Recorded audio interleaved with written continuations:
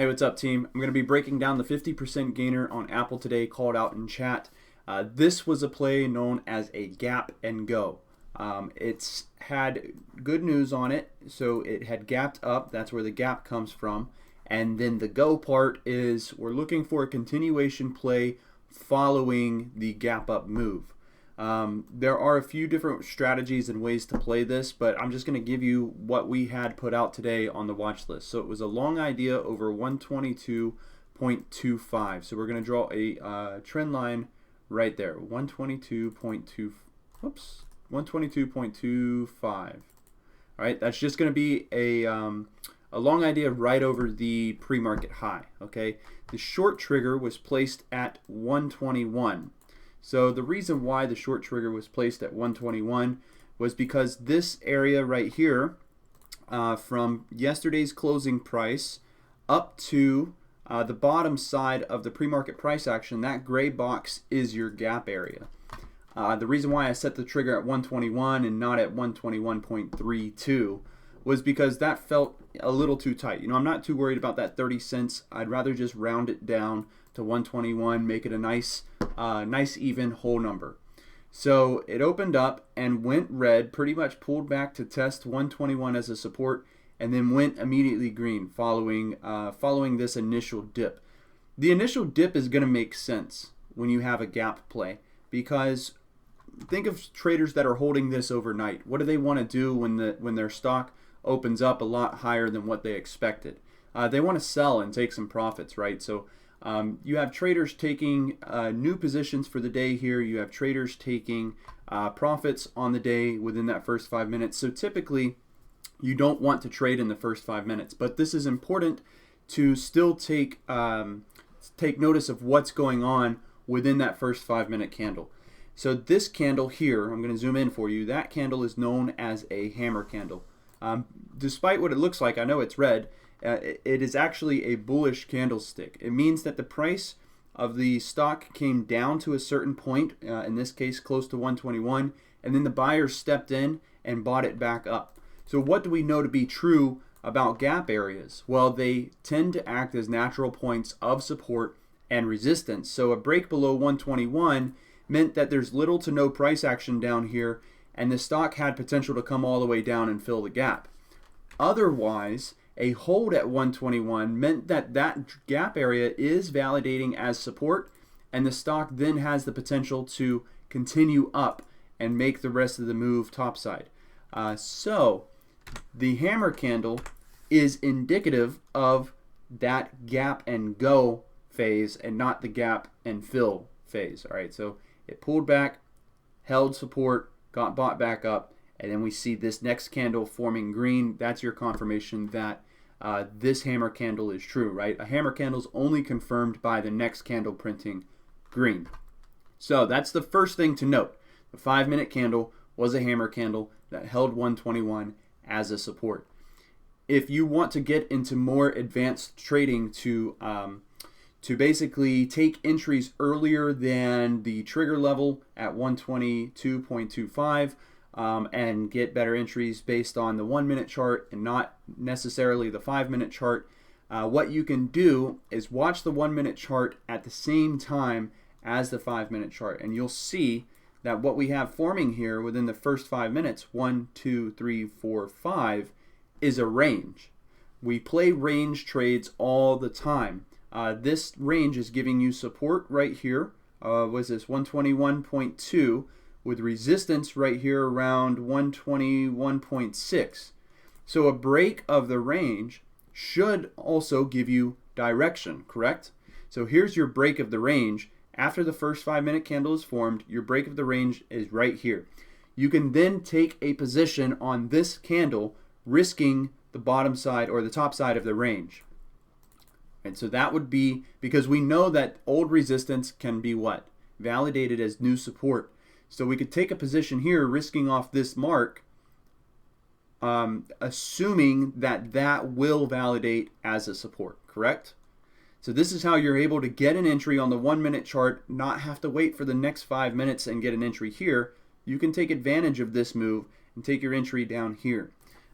You can also take your entry earlier than the trigger level, because what do we know to be true?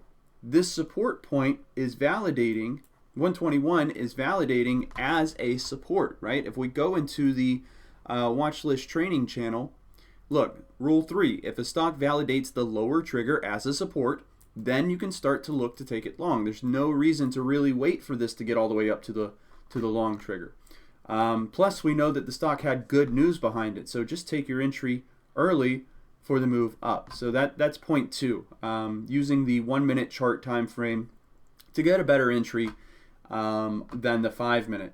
The next thing that we know to be true is that if you have market backing on a position, your position is more likely to work out the way that you think it's going to work out. So /ES today went immediately green, and then green, and then green, right? So 3 green candles in a row at open, and I mean, if we just look at the price action for today, very bullish price action overall. This right here is giving you that market backing within the first, even within the first 5 minutes, you see the big green being pushed up, second 5 minute candle breaking. So point 3 on this stock, on this trade, is that you have the market backing there. Right, so point 1, remember, it's validating the lower trigger as a support. Point 2, hammer candle being formed. Point 3, a range being formed on the 1 minute. There's your entry. Point 4, you have market backing. I know I messed those numbers up, but that's all right. You get the idea, correct? So once we got the move up and over the pre-market high, this was good to go and run up to, an unspecified price point. On the daily, we have resistance pegged here at 125. That's going to be around the 50 EMA, but this should still be on watch regardless of if it gets to 125 today or not, because now what you have forming is a kind of like a wedge pattern here, where you see it's been making these lower high, lower high, lower high, lower high. So a break over like 124.50 will then be a break of this lower high pattern, and you'll have a higher high, which means this pattern here in itself is breaking regardless of wherever your trend line is drawn at. This means that this stock has potential to run and make a breakout move. But that's for a later date. The main thing I wanted to break down was the entry today on the trades. So I'm going to move to the 1 minute chart time frame. I'm going to go over to the alert room and show you guys kind of where and why I was making these call outs. So at 6:35, I said watching Apple to hold the gap area and push into high of day towards the trigger, right? So that's after that was right here on this breakout. That was the first mention. 4 minutes later, I give you some contract. I said these contracts are the ones I'm watching, looking for 121.6 to hold as a support. These contracts are now at 1.4. So at 6:39, I said we're looking for 121.6 to hold as support. So this is your 121.6 mark. Remember, that old resistance should be validated as new support. And you can take your entry a little earlier than the trigger, which remember was placed at 122.25, which was up there. So I'm giving you the trade here, mentioning the trade here. I'm giving you the trade, the contracts and everything here prior to the trigger break right there. And then after that, I said SPY's big green. This move doesn't usually happen without some sort of pullback. So that was at 640. The reason why I mentioned that is because I didn't want you to take an extra large position and then be upset when the stock pulled back. So we did get a minor pullback. It wasn't a very big one. And again, the same thing is true, right? This old resistance here should be validated as new support there, which it was. That's giving you your confirmation for the move back up.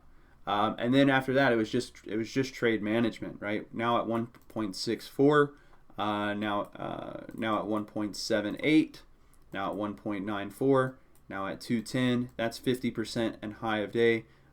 Mentioned at 639, 640, and 642 for you at 651, and it even ran further past that, right? So I think these contracts wound up topping out at like 238 or something.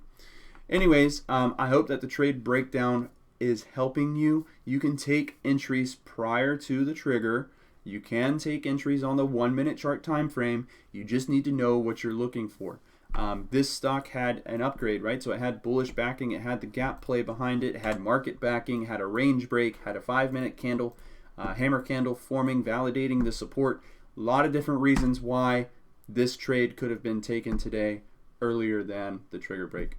All right, if the video's helped out, hit the like button for me, subscribe to the channel if you haven't done so already, and I will see you all in chat. Thank you for your time.